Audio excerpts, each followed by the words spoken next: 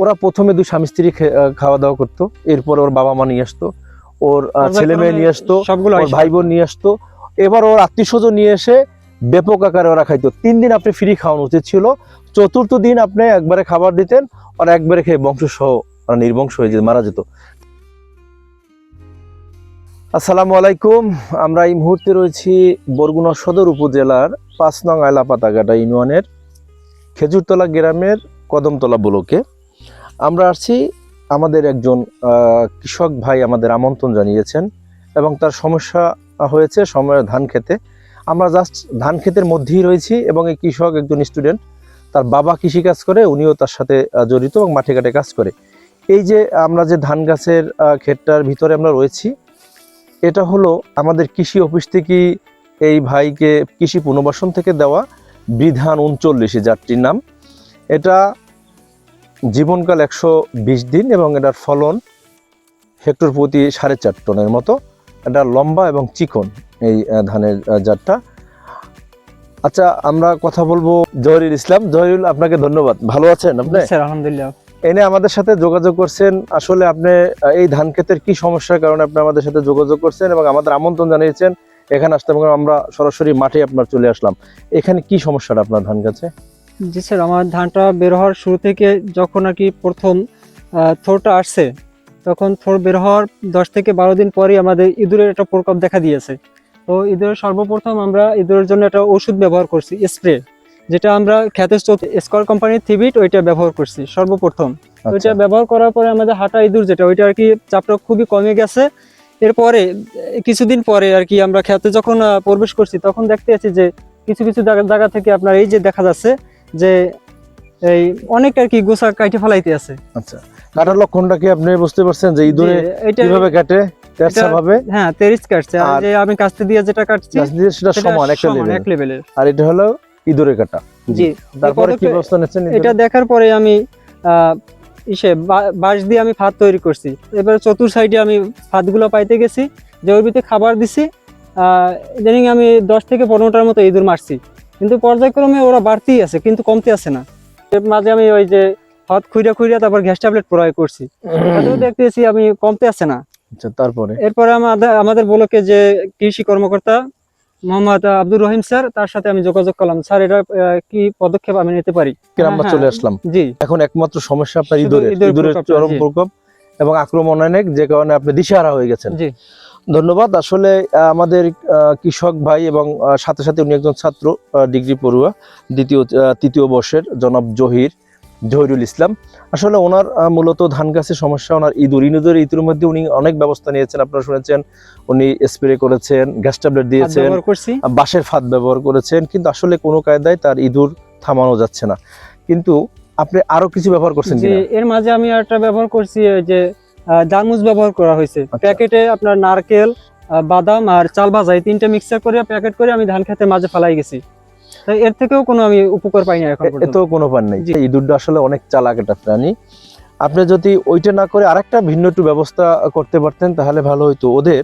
ওরা অনেক চালাক। ওদের প্রথমে এই যে খাবারটা গম, জি, ওরা একটা সুস্বাদু খাবার, এই গমটা যদি আপনি 10 থেকে 12টা স্পট জায়গায় আপনি দিয়ে রাখতেন, বিভিন্ন ইসের বাটিতে বা যে কলা গাছের যে আছে পাতায়, সেখানে যদি দিয়ে রাখতেন, ওরা প্রথমে দুই স্বামী স্ত্রী খাওয়া দাওয়া করতো, এরপর ওর বাবা মা নিয়ে আসতো, ওর ছেলে মেয়ে নিয়ে আসতো, ওর ভাই বোন নিয়ে আসতো, এবার ওর আত্মীয় স্বজন নিয়ে এসে ব্যাপক আকারে ওরা খাইতো। 3 দিন আপনি ফ্রি খাওয়ানো উচিত ছিল, চতুর্থ দিন আপনি একবারে খাবার দিতেন, আর একবারে খেয়ে বংশ সহ নির্বংশ হয়ে যেত, মারা যেত।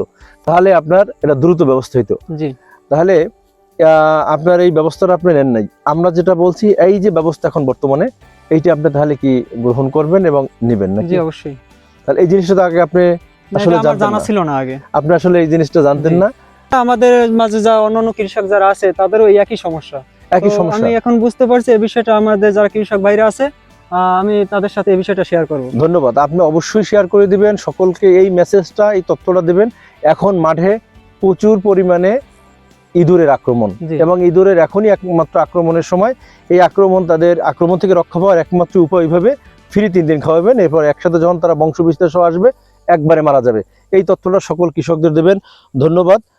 জনাব জহিরুল ইসলামকে। আসলে ইঁদুর একটি অত্যন্ত চালাক প্রাণী, এটা আমরা জানি। এই আমাদের মাঠ ফসলে বছরে যে উৎপাদন হয় তার 20% তারা ক্ষতি করে ইঁদুর। এতে আমাদের তথ্য সার্ভিসের মধ্যে একটি তথ্যে দেখা যাচ্ছে যে 2900 কোটি টাকার পরিমাণ তারা ফসল ক্ষতি করে।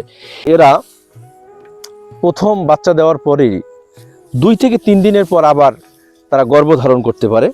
21 দিনের পরেই তারা বাচ্চা দেয় এবং প্রতি 21 দিন পর পর বাচ্চা দেওয়ার 2 থেকে 3 দিনের পরই করে বাচ্চা প্রসব করে। এক একবার 5 থেকে 6টি বাচ্চা প্রসব করে তারা।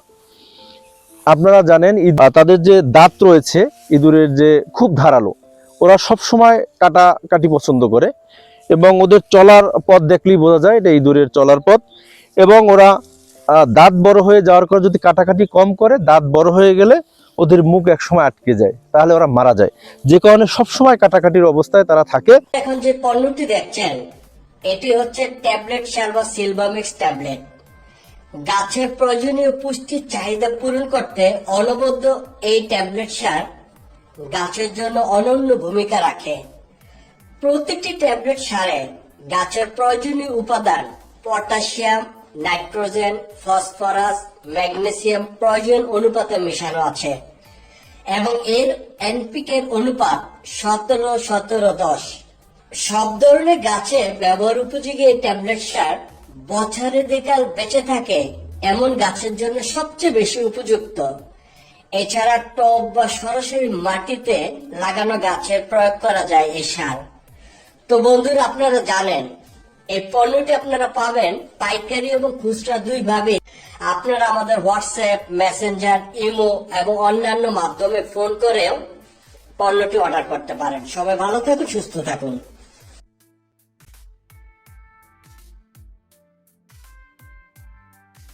এরা ব্যাপক ফসলের ক্ষতি করে, মাঠ ফসল থেকে ক্ষতি করে, এমনকি গোলায় যখন ধান যায় তখনও তারা ক্ষতি করে।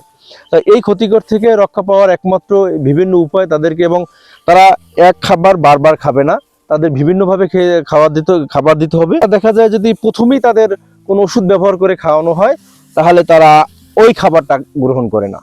তাই আমরা কৃষক ভাইদের যে পরামর্শ দিয়েছি এই পরামর্শ সবাই ব্যবহার করবেন এবং ইঁদুর থেকে রক্ষা পাওয়ার একমাত্র উপায় আমি মনে করি এইভাবে যদি করেন কৃষক ভাইরা উপকৃত হবেন এবং সকলকেই মেসেজ দেবেন। এবং আমাদের এই আব্দুর রহিম ব্লকে যারা রয়েছেন, যারা আমাদের এই তথ্য দেখতেছেন, সকল কৃষক ভাইরা যারা আছেন তারা অবশ্যই গ্রহণ করবেন এবং অন্য যারা আছেন তারা কৃষক ভাইদের তথ্য দিবেন। সকলকে জিনিসটা আপনারা সুন্দরভাবে শেয়ার করবেন এবং আমাদের এই ব্লকে যারা যুক্ত রয়েছেন আমাদের আব্দুর রহিম ব্লকে তারা সকলেই লাইক, কমেন্ট এবং শেয়ার করবেন। সকলকে ধন্যবাদ। আপনারা সকলে ভালো থাকবেন। আবারও কোনো একদিন কোনো মাঠে আবার আপনাদের সাথে দেখা হবে অন্য কোনো বিষয় নিয়ে। বিভিন্ন বিষয় আমরা এভাবে মাঠে পর্যায়ে আলোচনা করব। সকলকে ধন্যবাদ। আপনারা সকলে ভালো থাকবেন এবং সুস্থ থাকবেন।